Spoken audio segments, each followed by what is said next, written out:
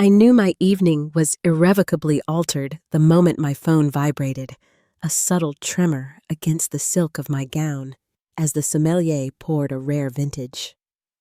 It wasn't the overcooked steak, which was, in fact, perfectly seared, but the stark, brutal message on the screen. Your services are no longer required. We're moving in a new direction. No pleasantries, no signature, just a cold, digital dismissal from my boss, Eleanor Vance, delivered at 8:14 p.m., while I was surrounded by the glittering elite of the tech world at the annual Silicon Valley Innovators Gala. My hand froze, the wine a sudden bitter tang on my tongue. The grand ballroom hummed with the symphony of success, crystal clinking, confident laughter, deals being sealed. Across the opulent table, my gaze snagged on Marcus Thorne, the formidable CEO of Apex Solutions, our fiercest rival. Eleanor had once called him a digital predator, yet he watched me with an unsettling calm, a knowing glint in his eyes, as if he'd already read the damning text over my shoulder. A quiet, humorless laugh escaped me. When a few heads turned, I simply raised my glass, a picture of composure, even as my world fractured under the glow of 1,000 chandeliers. Eleanor hadn't even waited for Monday. She could have scheduled a discreet meeting, or at least ghosted me with a modicum of human decency.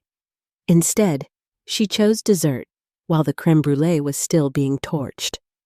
If you're thinking I must have faltered, made a critical error, let me assure you, I hadn't. I was their leading architect for enterprise solutions. I had salvaged 2 major client accounts from certain collapse, streamlined our market entry pipeline, and crafted the very presentation that secured our presence at this exclusive event tonight. Eleanor had leveraged my work for her own promotion just last quarter, and now, here I was, being discarded in the middle of a charity auction. And the irony? Most of you listening probably aren't even subscribed. I'm laying bare corporate betrayal, and all I'm asking for is a small tap of that red button. Marcus Thorne raised his glass in a silent toast. No smile, just a nod, like a general offering condolences across a battlefield, or perhaps a proposition. A wave of nausea twisted in my gut. What does one do after such a public humiliation? Cry in the restroom stall next to a C-suite executive from a rival firm? Steal a floral centerpiece and drown my sorrows on someone else's expense account? No. You smile. You finish your wine. You play dead until you decide whether to detonate. So I did. I completed the meal, applauded politely when the founder of a green energy startup gave her speech, letting them all believe I was still Catherine Hayes, lead solutions architect at Innovate Corp, still valuable, still employed. But internally, I was already drafting Eleanor's professional obituary. And when Marcus Thorne intercepted me on the way out, leaning in just slightly to ask, "How soon can you meet me tomorrow?" I didn't answer immediately, but I knew then. She hadn't fired me. She had set me free. The peculiar thing about crossroads is they rarely announce themselves as choices until one path is already ablaze. I arrived home around midnight, heels in one hand, phone in the other, half tempted to incinerate anything bearing the company logo, the NDA, the ID badge, the ridiculous water bottle they'd given us at the company picnic as if it were a bonus. I tossed it all into the trash, a symbolic exorcism, then stood barefoot in my overpriced kitchen, rereading Marcus Thorne's question as if it were a potent spell. "How soon can you meet me tomorrow?" No emojis, no exclamation points, just cold, precise intent. I didn't reply immediately. I stared at the message until the screen dimmed, then locked, still clutching it, as if it might whisper a secret if I waited long enough. Here's what you need to understand. Marcus Thorne doesn't believe in coincidences. If he was at that gala, it wasn't to bid on a rare art piece or pose for donor photos. It was to circle his prey. Eleanor and Marcus had been locked in a bitter rivalry for years, and I, the unwitting pawn, had been left dangling. I brewed tea I didn't drink, opened my laptop out of habit, then slammed it shut. My hands trembled. A small, frantic bird in my chest screamed at me to walk away, to take the severance, disappear to Bali for a month, post cryptic sunset photos, and return refreshed with a new freelance career. But then I remembered how Eleanor had fired me. A text, not even a call, not even an HR email. Not because I had failed, but because I had outshone her. Because my name was whispered more often in strategy sessions. Because I was starting to receive invitations to the same industry panels. Because a board member had asked me last month if I'd ever considered a more senior leadership role. That was the moment. I hadn't even noticed it then, but Eleanor certainly had. So I texted Marcus back, 8 a.m. sharp. Name the place. His reply came in less than 5 seconds, as if he'd been waiting with the screen open. Skyline Tower, Executive Conference Suite. NDA paperwork will be ready. That was the second I truly understood. This wasn't an impulse for him. He had been planning, waiting. He knew the vulnerabilities within Innovate Corp's strategic defenses probably better than I did. He didn't want to poach me out of pity. He wanted to use me to win a war Eleanor didn't even realize she was losing. Sleep? Unlikely.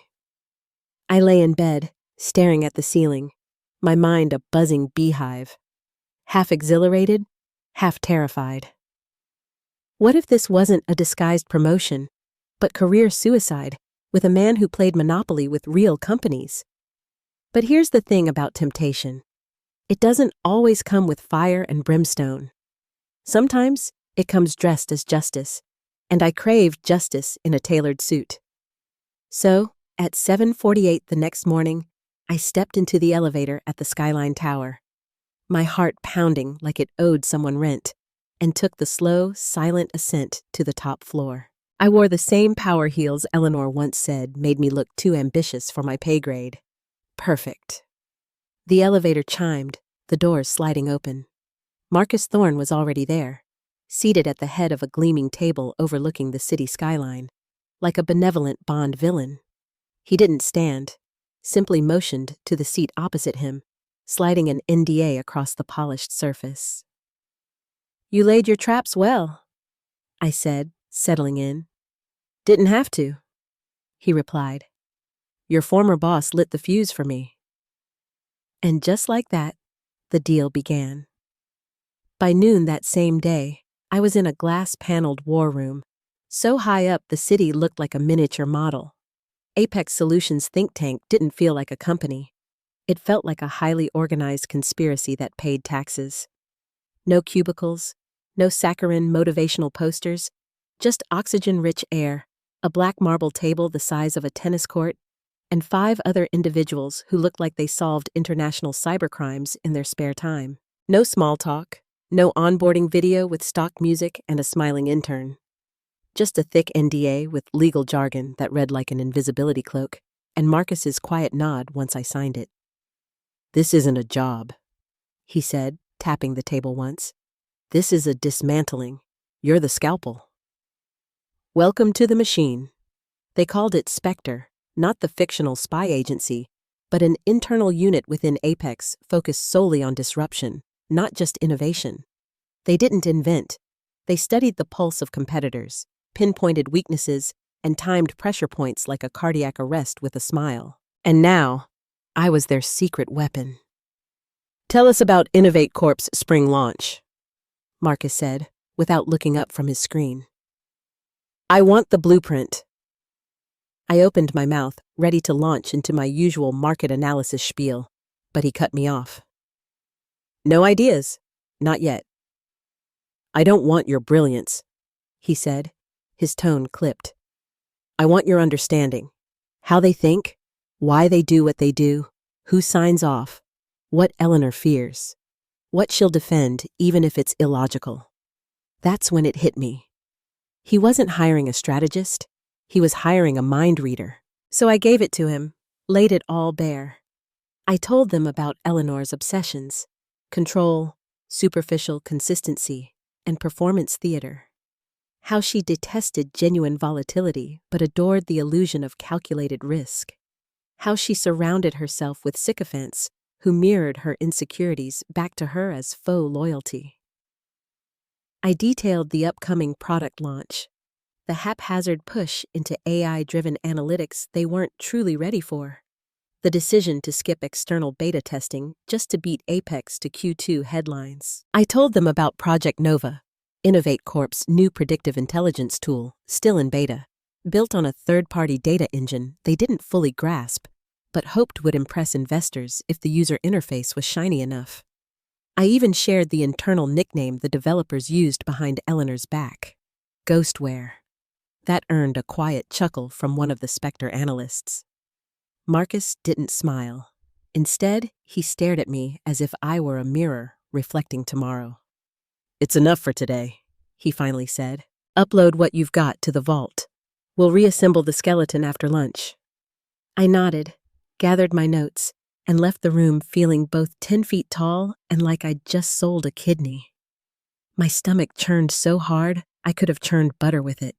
I wasn't just burning bridges, I was wiring them with explosives and offering to push the button myself. But here's the twisted truth. It felt right. Not noble, not clean, but honest. Because if they were going to discard me like an expired yogurt container, then fine, I'd spoil their entire damn fridge. Marcus wasn't after revenge. He was after efficiency. But me? I wanted Eleanor to know exactly who pulled the thread that unraveled her empire. Later that night, as I uploaded the framework into Spectre's encrypted sandbox, I caught a glimpse of the system logs.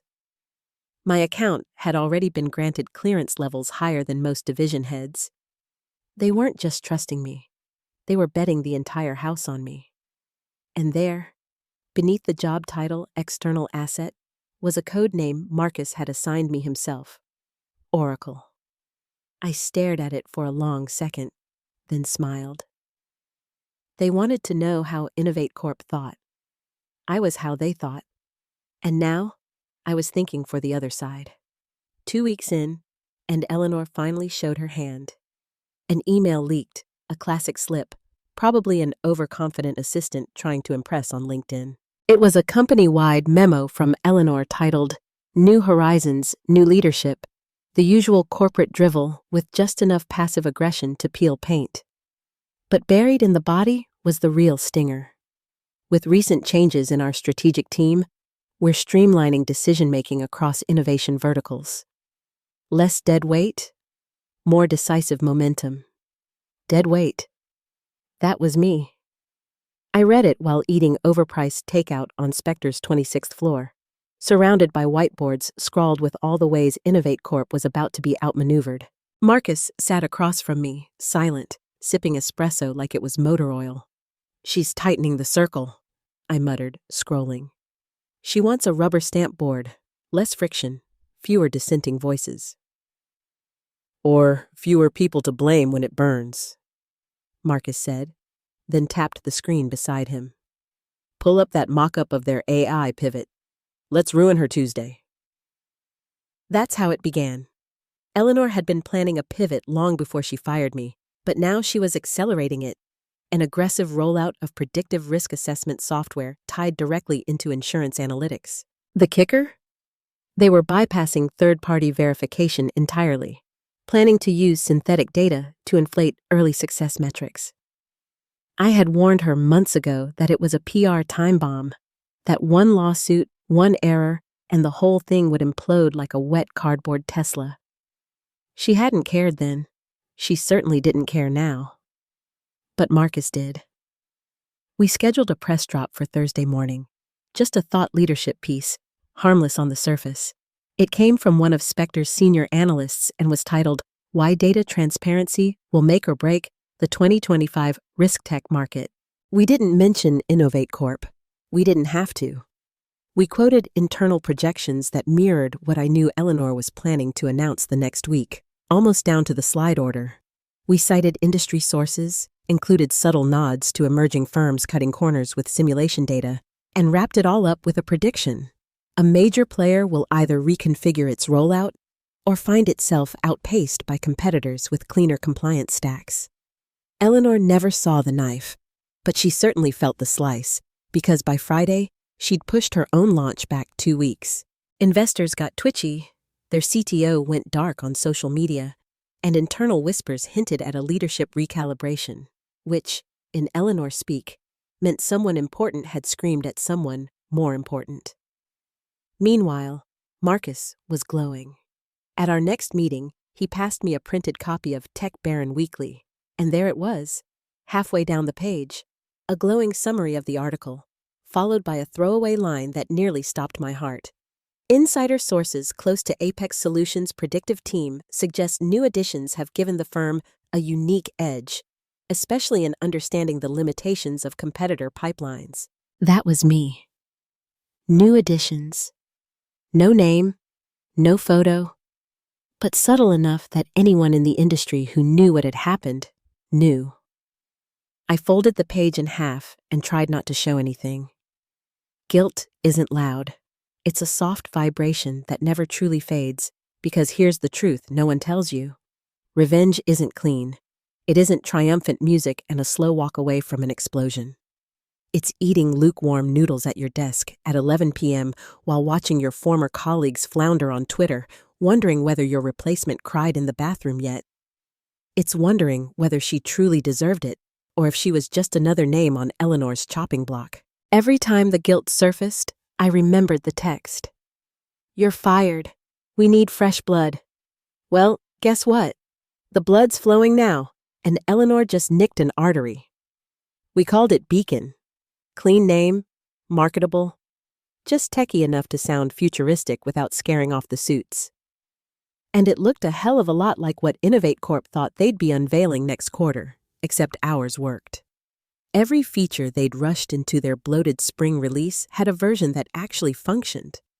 Every clunky UI choice they'd made to impress shareholders, we stripped it down to what users actually needed. I didn't reinvent the wheel. I stole the instruction manual and made it roll downhill faster. The demo was internal. Hush hush. Invite only. No big stage, no keynote. Just a private showing to 3 venture capitalists, 2 insurance board executives, and 1 former Innovate Corp client, whose name I'll keep to myself. If Eleanor had seen the guest list, her Botox would have melted. We pitched it as a cross-sector compliance intelligence dashboard. Translation: an elegant, intuitive system that predicted policy risk in half the time, without the data shortcuts that were about to get my old firm sued into another zip code. The feedback: this is what Innovate Corp is trying to do, but you've already done it. They didn't say it like a compliment. They said it like a verdict. By noon the next day, Innovate Corp's legal department had sent a cease and desist to Apex Solutions' front desk like it was a pizza order, marked urgent and confidential, with Eleanor's signature scrawled in sharp pen like a curse. Marcus forwarded it to me with one line. "Do they think we're that sloppy?" I didn't laugh. I just opened the message and read it twice, savoring every word of panic. They were accusing us of IP infringement, trade secret violations, some vague nonsense about idea laundering, which sounds like something you do with a dishwasher and a TED Talk. But here's the thing. They didn't know I never used anything I wasn't allowed to. I never opened a single private file, never accessed internal staging servers, never even touched a Slack thread that wasn't scrubbed or public-facing. Because I didn't have to. I remembered everything. See, when I left Innovate Corp, they assumed I was locked out. Eleanor had told it to revoke access, cancel credentials, even sent a smug little "you've been off-boarded" email from a no-reply address. But I'd never used official channels for my deep work. My notes were my own, my models were stored locally, my backups lived on a personal server disguised as a home media center. I didn't steal. I retained, because I always knew Eleanor didn't fire people. She erased them. So I'd planned for that. In case anyone got curious, I'd even left behind a nice digital breadcrumb trail, one that made it look like I was still using their legacy analytics suite, just doing personal upskilling, all legal, all above board, just conveniently timed. By the time Innovate Corp's lawyers showed up to request discovery, Apex's legal team had already prepared a full transparency report, time-stamped, notarized, and gift-wrapped in sarcasm. Result? Cease and desist withdrawn, but the damage permanent. Because what truly scared them wasn't that we copied their roadmap. It was that we'd anticipated it, and we'd done it better. That's when I felt it shift inside me, some primal pivot from vengeance to vision. I wasn't playing defense anymore. I wasn't trying to prove anything. I was designing failure and handing my old firm the blueprint. They weren't bleeding out because of what I took. They were dying because I knew where to press. They say when someone's drowning, they flail. Eleanor? She brought a megaphone. It started with a puff piece in Corporate Velocity Weekly, a mid-tier trade rag that survives off sponsored content and buzzwords. Right there, sandwiched between a think piece about blockchain and HR and a paid ad for ergonomic standing desks, was a feature titled The Cost of Disloyalty, When Former Employees Go Rogue. And who was the star of that little smear fest? They didn't name me directly, of course. No one wants a lawsuit with their mimosa. But the piece quoted unnamed executive sources close to Innovate Corp, alleging that a recently dismissed strategist had leveraged proprietary roadmaps to undermine ongoing innovation pipelines. The kicker, the phrase borderline espionage, as if I were some trench coat-wearing saboteur stealing blueprints at midnight. Marcus slid the article across the table to me with a raised brow. "She's lashing out," he said, "which means you're winning." I didn't reply. I didn't have to, because I already had the counterstrike scheduled.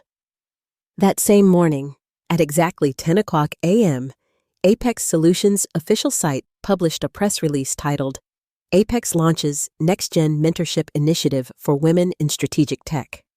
Front and center was a photo of me, not stiff and posed, but mid-laugh, surrounded by 3 junior analysts. The copy was sharp, graceful, and bulletproof. It spoke about empowerment, equity, leadership training, and how Apex was investing in voices once dismissed as overhead. We didn't even have to mention Innovate Corp. The contrast wrote itself. Suddenly, Eleanor didn't look like a protective CEO shielding trade secrets. She looked like what she was, a bitter executive trying to gut the woman who made her look outdated by existing too successfully in the wrong decade. And just when I thought we were done, Marcus asked me to review a document before lunch. I opened it, paused, then smiled. It was my resignation letter, dated, time-stamped, digitally signed 2 hours before Eleanor sent her, "You're fired" text. I blinked. How the hell? "You left it in the draft folder when you got that text," Marcus said, sipping his espresso. Access still worked. Our legal team pulled metadata during onboarding. Very tidy. It wasn't just a paper trail. It was a timeline bomb. Because now, Eleanor's narrative fell apart publicly. She'd fired me for being incompetent and misaligned with the firm's future, but privately, I'd already chosen to walk, documented and provable. She didn't cut dead weight. She retaliated. And that's a very different headline. Marcus leaked it through a legal blog known for sniffing out HR hypocrisy. By that afternoon, the story had legs. Fired strategist actually resigned. First, was she silenced? Eleanor didn't issue a comment. She couldn't, because now every word she spoke would ripple through investor calls and ethics boards and a dozen whispering C-suites that already suspected she'd lost the plot. I didn't gloat. I didn't retweet. I didn't call old coworkers and tell them to check their Slack feeds. I just kept working, because 5 moves ahead means never wasting one on revenge when reputation will finish the job for you. And Eleanor? She just stepped into the news she built for me. I kept it in a folder labeled Client Docs, Final, because of course I did. Anyone who's worked in strategy knows that final is a lie, and final is a negotiation. But this one was real. It was a small clause, 2 sentences tucked into a vendor integration agreement from a 1.5 years ago. So mundane that Eleanor had initialed it during a layover without even skimming the addendum. client-specific architecture components developed by Strategic Lead K. Hayes remained the intellectual property of originator unless otherwise superseded in direct contract with said client. In English, if I built it, Innovate Corp never claimed it outright with a separate deal. It was mine forever. And I had built something big, not a product, but a bridge, specifically the back-end integration layer that connected Innovate Corp's diagnostic suite to their largest insurance client. An architecture so tailored and essential that removing it would collapse the entire pipeline. They called it the Nexus. I called it my damn lifeboat. See, when I was writing those lines into the contract, I didn't have revenge on my mind. I just didn't trust Eleanor. She had a habit of forgetting whose work made her look good. So I lawyered up in the quiet, added my clause, and made sure the client signed it first. Then I waited, and now it was time to cash the check. I walked into Marcus's office, holding the file like it was a loaded syringe. I didn't sit. I just slid it across the desk and said, "This is how we make them beg us to buy them."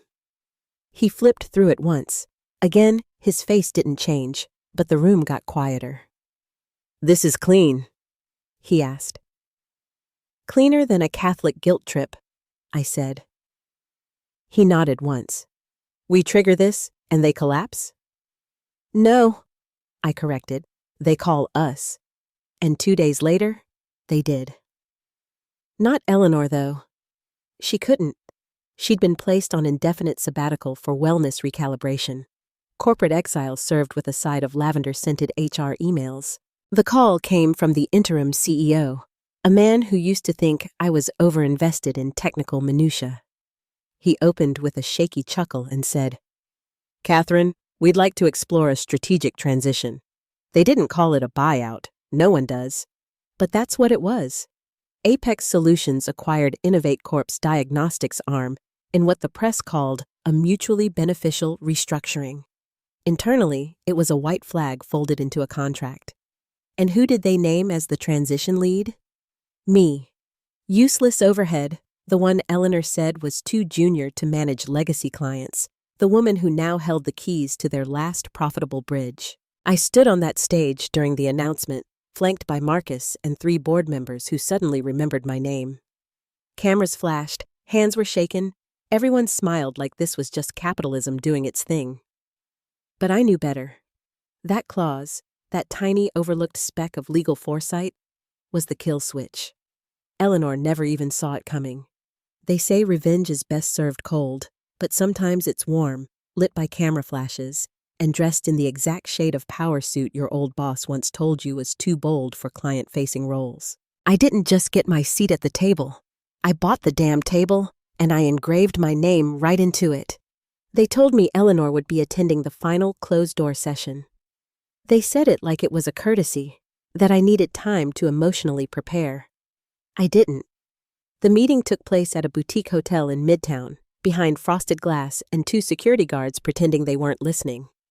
No press, no digital records, just leather chairs, a coffee service nobody touched, and enough tension to stop a pacemaker.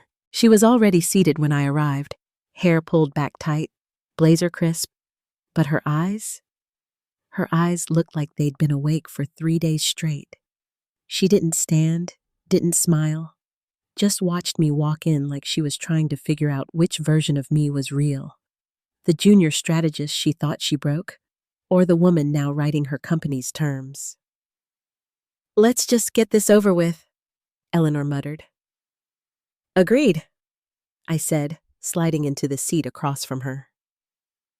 Marcus remained standing, arms crossed at the back of the room like a warden at a parole hearing. I opened the folder and laid out the offer. 1 page, bulletproof. The deal? Innovate Corp would transfer all residual IP, close remaining diagnostics operations, and dissolve under a neutral holding entity. Eleanor would walk with her severance, her NDA, and her silence. No lawsuits, no SEC filings, no blacklisting, but also no title, no rebound gig, no rebrand. She would be unhireable in the spaces that mattered. This wasn't mercy. It was containment. Eleanor skimmed it once, then twice. I watched her fingers tremble slightly at the bottom of the page. "You think I'll sign this?" she spat, looking up. "You think I'll just roll over while you assassinate everything I built?" I met her stare and said, flat as granite, "You didn't build it. You decorated it with borrowed credit, and then you set it on fire." Her mouth opened, but another voice cut in. "Catherine's right." We both turned. It was Linda, Eleanor's old friend, my former mentor, one of the few people I'd thought might stay loyal to her to the bitter end. "I read the reports," Linda continued. "I saw the timelines. You torched your own firm the second you chose ego over infrastructure. You didn't just fire Catherine, you sabotaged her, then lied about it in the press." Eleanor blinked once, like she'd been slapped. "This isn't betrayal, Eleanor," Linda said. "It's consequences." For a long second, nobody spoke. The silence roared. Eleanor leaned back, deflating in her chair like someone had punched a hole in her self-importance. "I gave you everything," she whispered. "No," I replied. "You gave me proximity. I took the rest myself." She didn't sign then.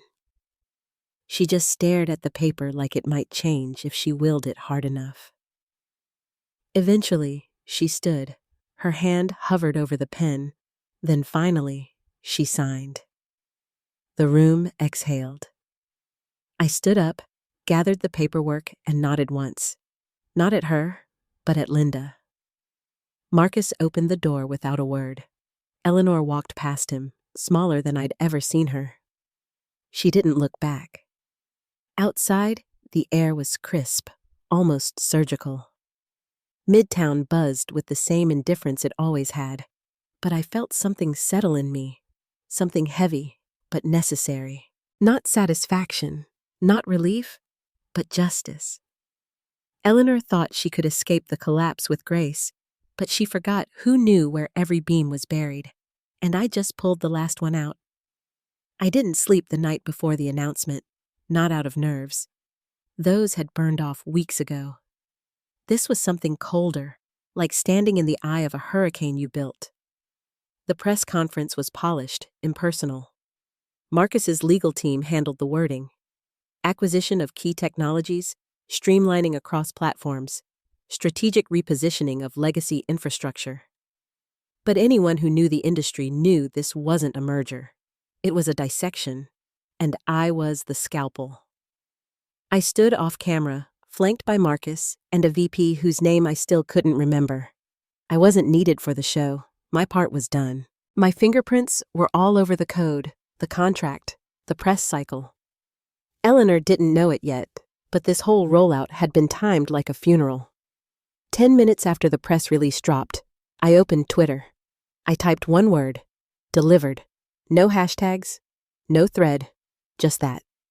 The retweets started within seconds. By hour 2, Innovate Corp's remaining client accounts, what few they had, started requesting exit meetings. Their CTO ghosted the company Slack. The interim CEO stepped down to explore personal opportunities. Their stock, what was left of it, nosedived like a wounded bird into open traffic. And Eleanor? She saw it all from the outside. Her security badges revoked, her inbox shut down, her board seat gone. But that wasn't the final blow. The final blow came quietly, an internal memo marked confidential, delivered to her personal email like a gravestone telegram. Subject: Asset Transition Confirmation from Apex Solutions Compliance and Integration Division. Body: As of 5:00 p.m., all tech stack assets previously registered under Innovate Corp, including Nexus API, Risk Tier 7, and supporting infrastructure, are now the property of Apex Holdings under Catherine Hayes' lead transition plan. And at the bottom, Marcus had left her a single quote, just one italicized line in gray text. Fresh blood always knows where to bleed you. No signature, no postscript, just a digital epitaph. I stared at the city from my apartment window that night. a drink in hand, the glow of 1,000 headlines reflecting in the glass. I didn't feel like a hero. I didn't feel like a villain. I felt done, and sometimes that's the win. I didn't get an apology. I didn't need one.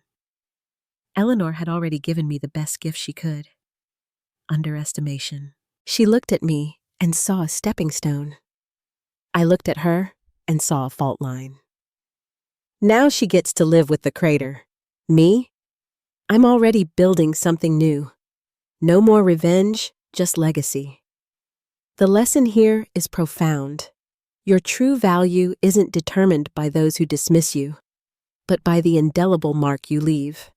Invest in your skills, understand your worth, and always ensure your contributions are recognized, even if it means protecting your intellectual property. When faced with adversity, transformation can be your greatest triumph, leading you not just to a new opportunity, but to building a lasting legacy that truly reflects your capabilities.